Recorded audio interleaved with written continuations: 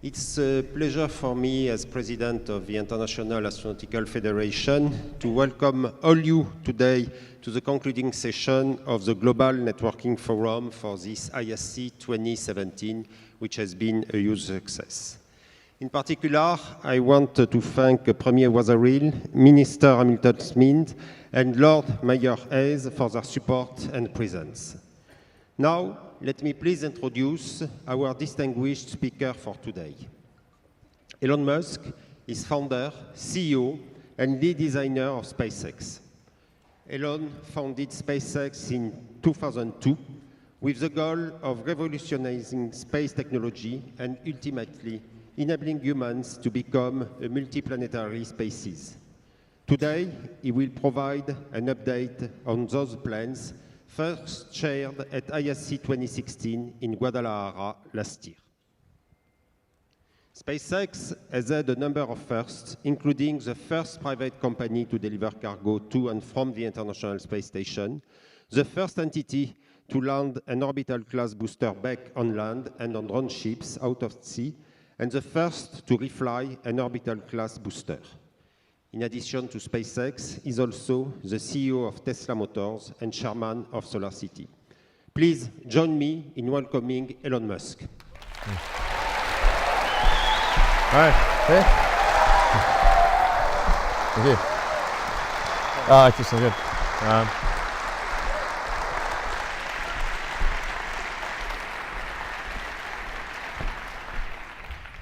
All right. So, welcome everyone. And I'm going to talk more about what it takes to become a multi-planet species. And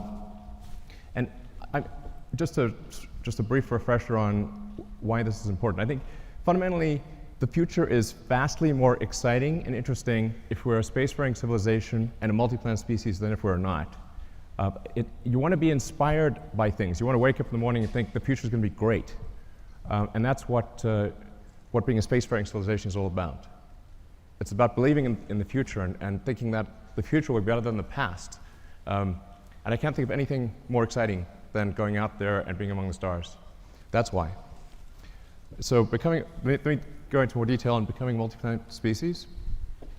This is the updated design for we're sort of searching for the right name, but the code name at least is BFR.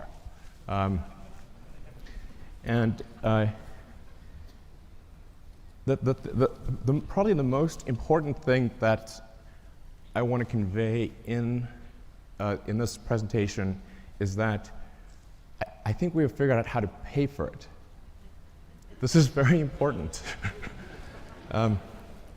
So, in last year's presentation, we're really searching for what the right way, how do we pay for this thing? We went through various ideas, Kickstarter, collecting underpants. These didn't pan out. But now we think we've got a way to do it, which is to have a smaller vehicle, still pretty big, but one that can serve one that can do everything that's needed in the greater Earth orbit activity. So essentially, we want to make our current vehicles redundant. We want to have one system, one booster and ship that replaces Falcon 9, Falcon Heavy, and Dragon. So if we can do that, then all the resources that are used for Falcon 9, Heavy, and Dragon can be applied to this system. So that's really fundamental. So let's see, what progress have we made in this direction? So last time you saw the giant tank, that's actually a 12-meter tank. And you can see the relative scale of it. It's 1,000 cubic meters of volume inside. That's actually more pressurized volume than an A380, just to put that into perspective. We developed a new carbon fiber matrix that's much stronger and more capable at cryo than anything before. And it holds 1,200 tons of liquid oxygen. So we we tested it. So we successfully tested it up to its design pressure. And then went a little further. So we wanted to see where it would break. And we found out where it would break. It shot about 300 feet into the air and landed in the ocean. We fished it out, but we've now got a pretty good sense of what it takes to create a huge carbon fiber tank that can hold cryogenic liquid. That's actually extremely important for making a light spaceship. The next key element is on the engine side. We have to have an extremely efficient engine. So the Raptor engine will be the highest thrust to weight engine, we believe, of any engine of any kind ever made. We already have now 1,200 seconds of firing across 42 main engine tests. We fired it for 100 seconds. It could fire for much longer than 100 seconds. That's just the size of the test tanks. And then the duration of the firing you're seeing right now is about 40 seconds, which is the length of the firing for landing on Mars. The test engine currently operates at 200 atmospheres, or 200 bar. The flight engine will be at 250 bar, and then we believe over time we could probably get that to a little over 300 bar. The next key element is propulsive landing. So in order to land on places like the moon, where there is no atmosphere, and certainly no runways, or to land on Mars, where the atmosphere is too thin to land, even if there were runways to land with a wing, you really have to get propulsive landing perfect. So that's what we've been practicing with Falcon 9. So this is just a series of landing videos. I think these are quite mesmerizing. But we now have 16 successful landings in a row. And that's with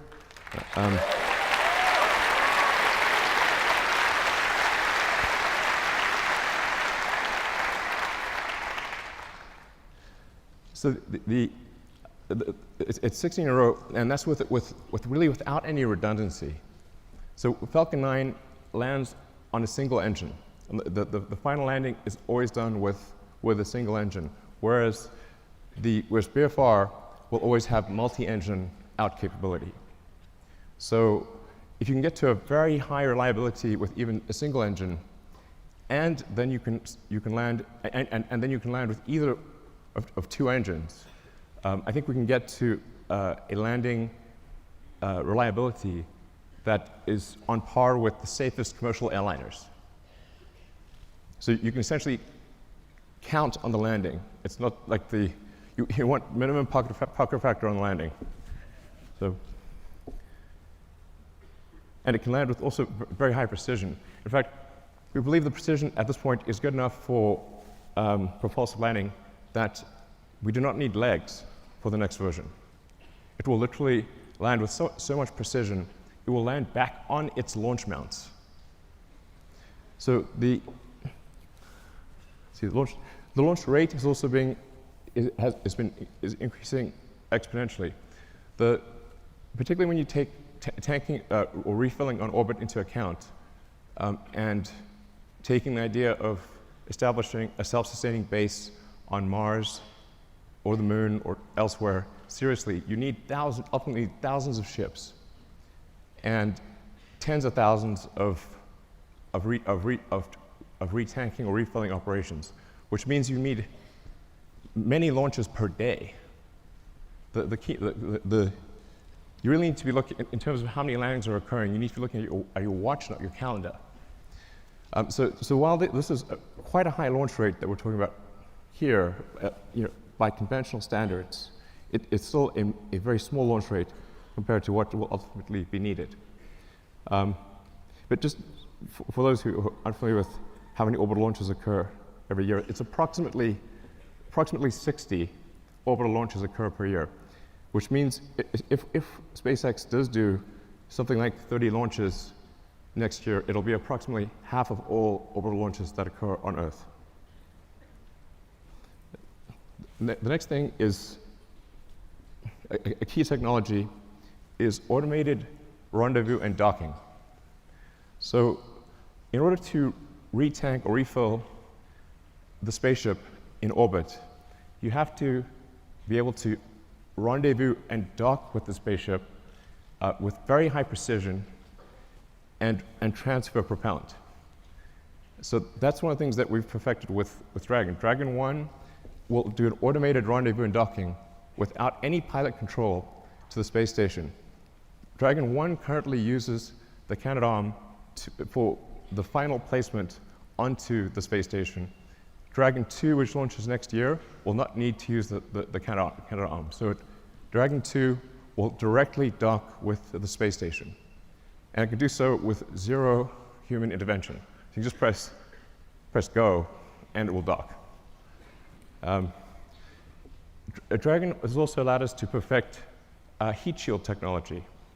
So when you enter at high velocity, you'll melt almost anything. The reason meteors don't reach Earth is they melt or disintegrate before they reach the ground, unless they're very big. So you have to have a sophisticated heat shield technology that can withstand unbelievably high temperatures. And that's what we've been perfecting with Dragon. And also a key part of any planet colonizing system. Next slide. So Falcon 1, this is where we started out. You know, a lot of people really only heard of SpaceX relatively recently. So they may think, say, Falcon 9 and Dragon just instantly appeared, and that's how it always was. But it wasn't. We started off with just a few people who really didn't know how to make rockets. And the reason I ended up being the chief engineer or chief designer was not because I wanted to, it's because I couldn't hire anyone. Nobody good would join. So ended up being that by default. And I messed up the first three launches. The first three launches failed. Unfortunately, the fourth launch, which was that was the last money that we had for Falcon 1, the fourth launch worked, or that would have been it for SpaceX. But fate liked us that day. So the fourth launch worked. And it's interesting, today is the 9th anniversary of that launch. So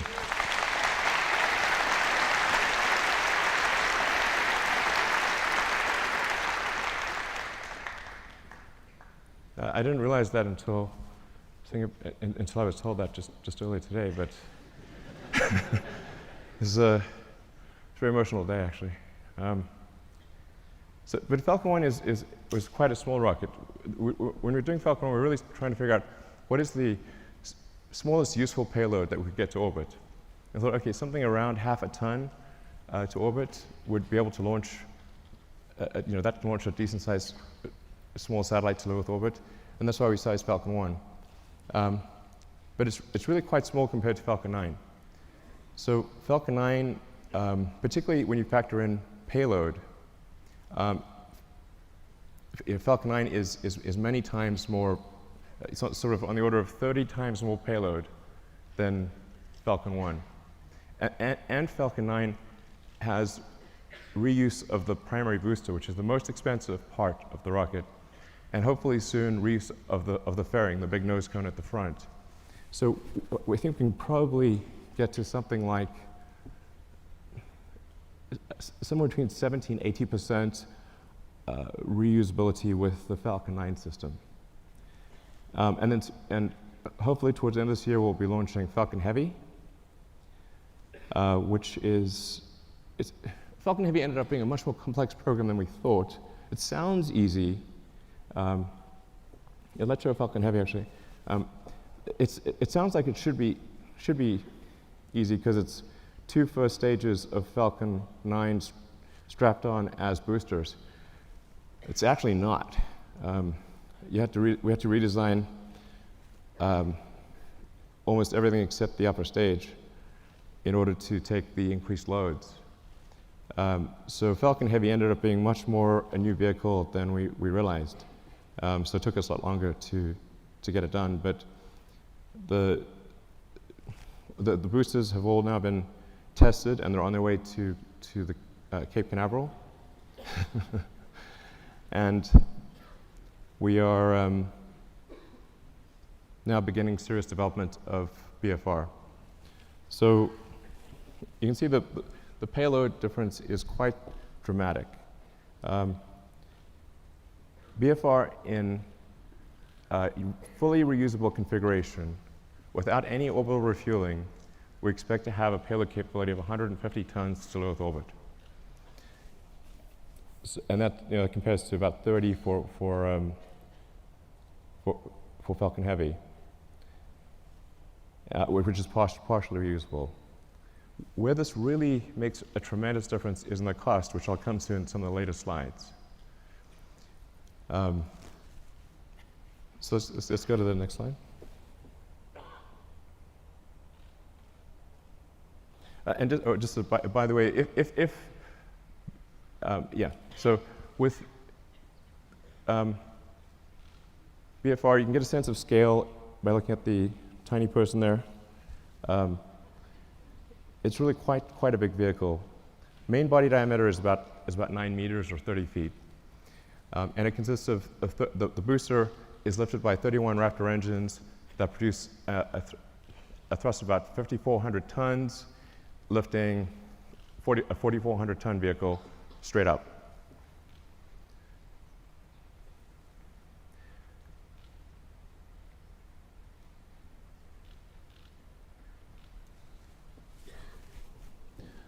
So then, just the basics about the ship: 48-meter length, dry mass we're expecting to be about 85 tons. Or technically, our design says 75 tons, but inevitably there's mass growth. And that ship will contain 1,100 tons propellant with a design of an ascent design of 150 tons and a return mass of 50. So you can think of this as essentially combining the upper stage of the rocket with Dragon. It's like the Falcon 9 upper stage and Dragon were combined. So I'll go into each of these items in detail, but you've got obviously the engine section in the rear, the propellant tanks in the middle, and then a large payload bay in the front. And that payload bay is actually 8 stories tall. In fact, you can fit a whole stack of Falcon 1 rockets in the payload bay. Compared to the design I showed last time, you'll see that there is a small delta wing at the back of the rocket. The reason for that is in order to expand the mission envelope of the BFR spaceship. Depending on whether you're landing or you're entering a planet or a moon that has no atmosphere, a thin atmosphere, or a dense atmosphere, and depending on whether you're re-entering with no payload in the front, a small payload, or a heavy payload, you have to balance the rocket out as it's coming in. And so the delta wing at the back, which also includes a split flap for pitch and roll control, allows us to control the pitch angle despite having a wide range of payloads in the nose and a wide range of atmospheric densities. So we try to avoid having the delta wing, but it was necessary in order to generalize the capability of the spaceship such that it could land anywhere in the solar system. So let's look at a couple of things in detail.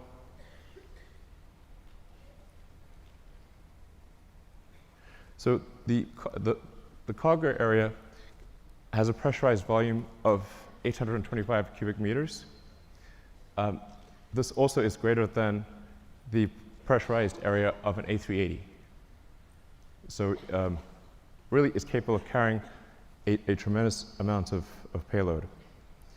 In a Mars transit configuration, since you'd be taking 3 months in a really good scenario, but maybe as much as 6 months, some number of months, single-digit months, you probably want a cabin, not just a seat. So the Mars transit configuration consists of 40 cabins, and it sort of depends on, you could conceivably have 5 or 6 people per cabin if you really wanted to cram people in. But I think mostly we would expect to see 2 to 3 people per cabin. And so normally about 100 people per flight to Mars. And then there's a central storage area galley and a solar storm shelter, entertainment area, and I think probably a good situation for at least BFR version 1. Then going to the main body of the vehicle, the center body area.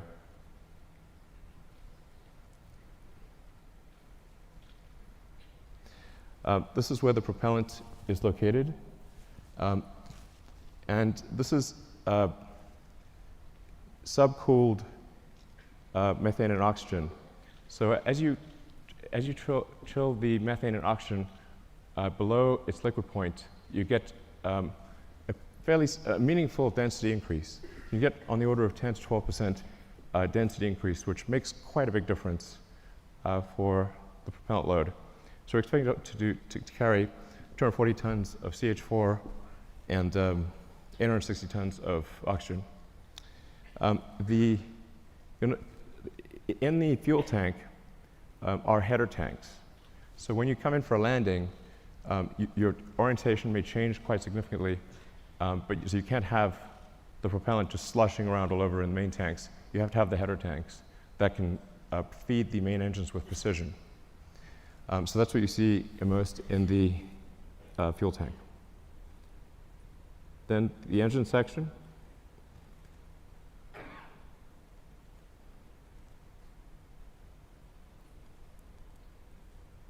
So the ship engine section consists of four vacuum Raptor engines and 2 sea-level engines.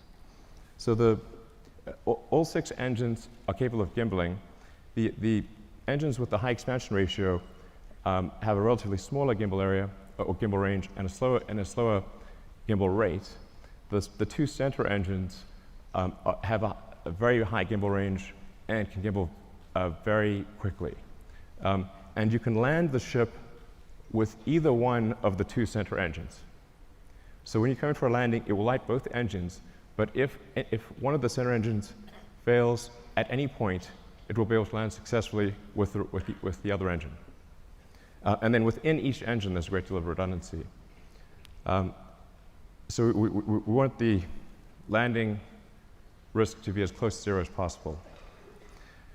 And then some basic stats about the engines.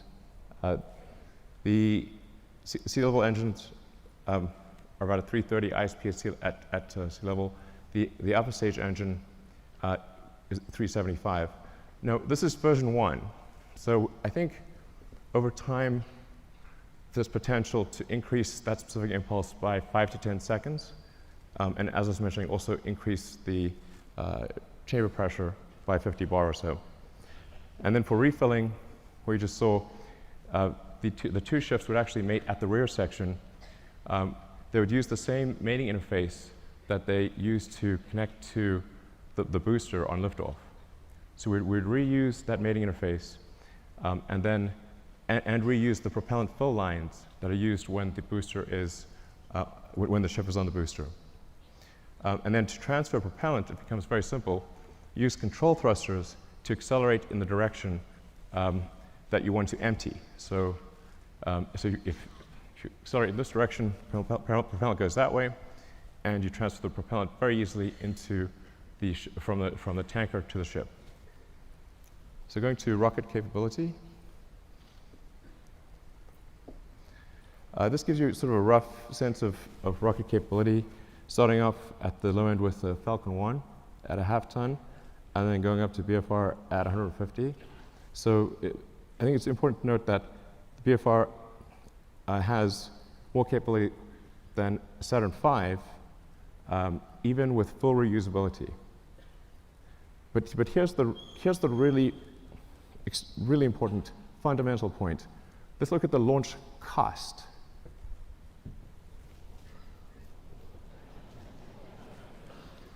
The order reverses.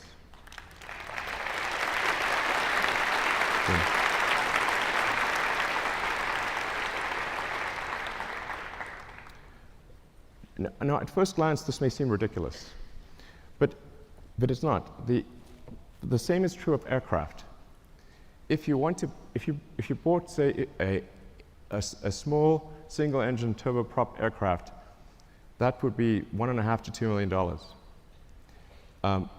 To charter a 747 from California to Australia is $500,000, there and back. The single-engine turboprop can't even get to Australia. So a fully reusable system, a fully reusable giant aircraft like a 747 costs a third as much as an expendable tiny aircraft. In one case, you have to build an entire aircraft. In the other case, you just have to refuel something. So it's really crazy that we build these sophisticated rockets and then crash them every time we fly. This is mad.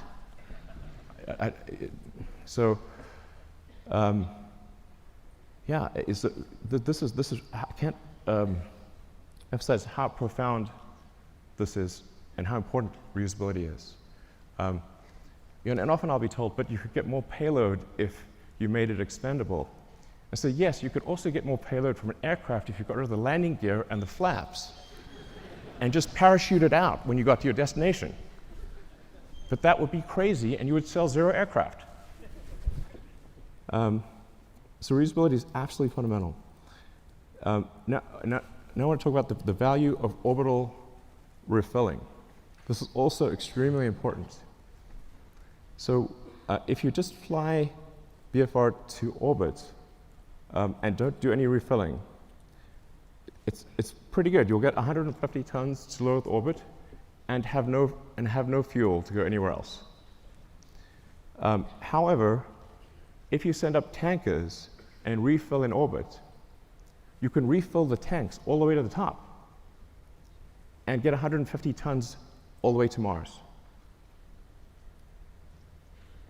And if the tanker has high reuse capability, then you're just paying for the cost of propellant.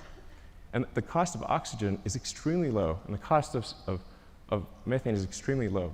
So if that's all you're dealing with, the cost of refilling your spaceship on orbit is tiny, and you can get 150 tons all the way to Mars. So automated rendezvous and docking and refilling, absolutely fundamental. So then getting back to the question of how do we pay for this system, this is really, as I said, quite a profound, I wouldn't call it a breakthrough, but realization that if we can build a system that cannibalizes our own products, makes our own products redundant, then all of the resources, which are quite enormous, that are used for Falcon 9 Heavy and Dragon, can be applied to one system. Some of our customers are conservative, and they want to see BFR fly several times before they're comfortable launching on it. So what we plan to do is to build ahead and have a stock of Falcon 9 and Dragon vehicles, so that customers can be comfortable. If they want to use the old rocket, the old spacecraft, they can do that, because we'll have a bunch in stock. But all of our resources will then turn towards building BFR. And we believe that we can do this with the revenue that we receive for launching satellites and for servicing the space station. So going to the satellites portion, the size of this being a 9-meter diameter vehicle is a huge enabler for new satellites. We can actually send something that is almost 9 meters in diameter to orbit. So for example, if you want to do a new Hubble, you could send a mirror that has 10 times the surface area of the current Hubble as a single unit. It doesn't have to unfold or anything. And or you can send a large number of small satellites. You can do whatever you like. You can actually also go around and, if you wanted to collect old satellites or clean up space debris, you can just use the sort of chomper over there and go around and collect satellites or collect space debris if you want. So that may be something we have to do in the future.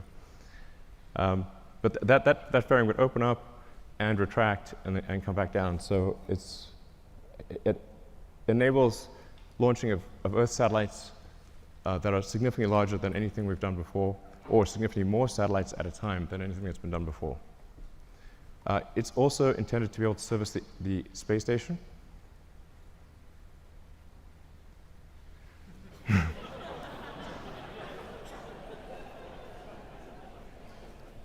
I know it looks a little big relative to the space station. But the shuttle also looked big. So it'll work. Looks a little outsized, but it'll work. So it'll be capable of doing what Dragon does today in terms of transporting cargo, and what Dragon 2 will do in terms of transporting crew and cargo. So it can do the space station servicing. It can also go obviously much further than that, like, for example, the moon. Based on the calculations we've done, we can actually do lunar surface missions with no propellant production on the surface of the moon. So if we do a high elliptic parking orbit for the ship and retank in a high elliptic orbit, we can go all the way to the moon and back with no local propellant production on the moon. So I think that would enable the creation of moon base alpha, or some sort of lunar base. Yeah,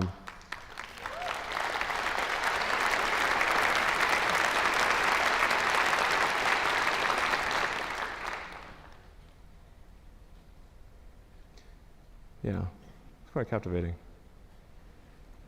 So you can also see, for example, how do you transfer cargo from the cargo bay down to the ground is a crane. It's not very complicated.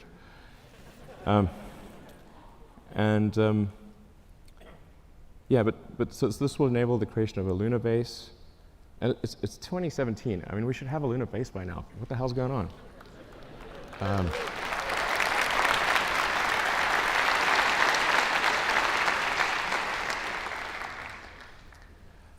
And then, of course, Mars,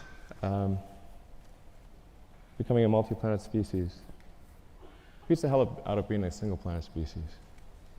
So, so we'd start off by sending a mission to Mars, where it would be obviously just landing on rocky ground or dusty ground. And it's the same approach that I mentioned before, which is you send the spaceship up to orbit, you retank it or refill it until it has full tanks, and it travels to Mars, lands on Mars. For Mars, you will need local propellant production. But Mars has a CO2 atmosphere and plenty of water ice. That gives you CO2 and H2O, so you can make, therefore, CH4 and O2 using the Sabatier process, or some, probably Sabatier process. And I should mention that long term, this can also be done on Earth. So sometimes I get some sort of criticism for why are you using combustion in rockets and you have electric cars? I'm like, well, there isn't some way to make an electric rocket. I wish there was. But in the long term, you can use solar power to extract CO2 from the atmosphere, combine it with water, and produce fuel and oxygen for the rocket. So the same thing that we would do on Mars, we could do on Earth in the long term. But that's essentially what happens. Similar to the moon, you land on Mars. the tricky thing with Mars is we do need to build a propellant depot to refill the tanks and return to Earth. But because Mars has lower gravity than Earth, you do not need a booster. So you can go all the way from the surface of Mars to the surface of Earth just using the ship. Albeit you need to go to a max payload number of about 20 to 50 tons for the return journey to work. But it's a single stage all the way back to Earth. And I'll show you so this is a true physics simulation.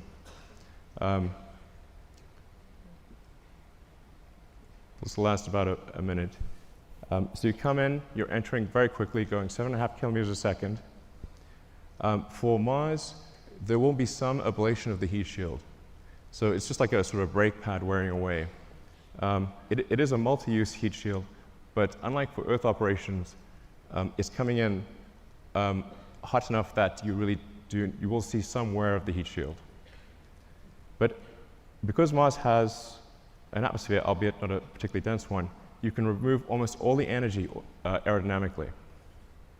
And we've proven out supersonic retropropulsion many times with Falcon 9, so we feel very comfortable about that. This is because it's sort of, you can see it's sort of a mesh system. It's not meant to be sort of particularly pretty because it's just trying to simulate the physics of it. But the size of the cone gives you a rough approximation for how much thrust the engines are producing.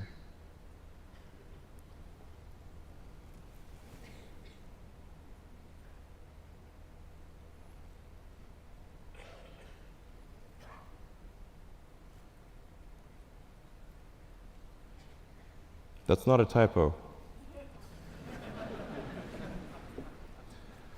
Although it is aspirational. So we've already started building the system. The tooling for the main tanks has been ordered. The facility is being built. We will start construction of the first ship around the second quarter of next year, so in about 6 to 9 months, we should start building the first ship. I feel fairly confident that we can complete the ship and be ready for a launch in about 5 years. 5 years seems like a long time to me. Yeah.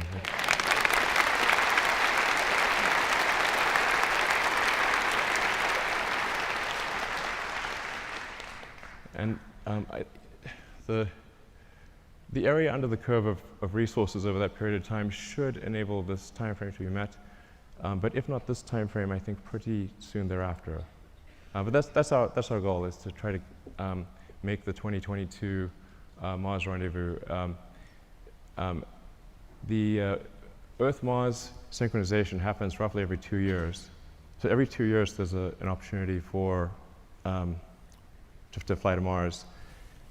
So then in 2024, we want to try to fly 4 ships, 2 of which would be crewed, and 2 of which, two cargo and two crew. The goal of these initial missions is to find the best source of water. That's for the first mission. And then the second mission, the goal is to build the propellant plant. So we should, particularly with 6 ships, there have plenty of landed mass to construct the propellant depot, which will consist of a large array of solar panels, very large array, and then everything necessary to mine and refine water, and then draw the CO2 out of the atmosphere, and then create and store deep cryo CH4 and O2. Then build up the base, starting obviously with one ship, then multiple ships, then start building out the city, then making the city bigger, even bigger.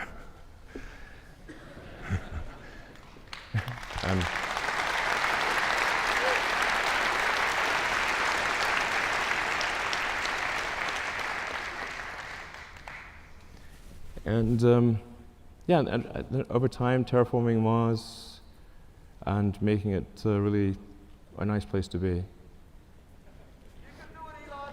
Thanks. Give me a.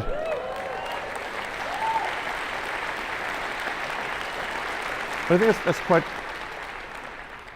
a beautiful picture. And on the prior slide, it's interesting to note that on Mars, dawn and dusk are blue, and it's the sky. So the sky is blue in dawn and dusk, and red during the day. It's the opposite of Earth. And but there's something else. If you build a ship that's capable of going to Mars, what if you take that same ship and go from one place to another on Earth? So we looked at that, and the results are quite interesting. Let's take a look at that.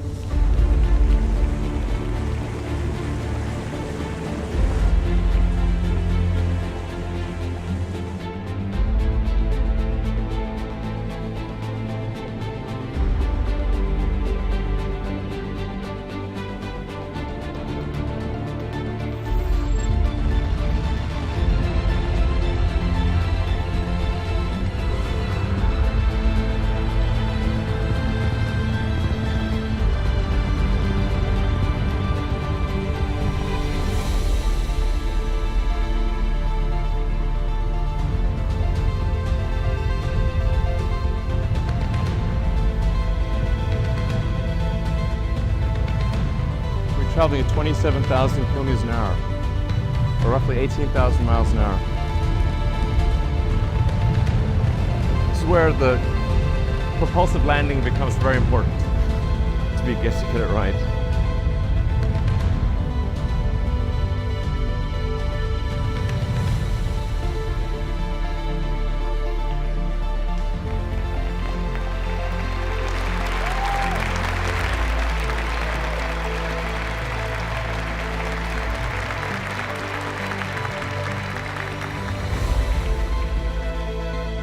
So most of what people consider to be long-distance trips would be completed in less than half an hour, which is...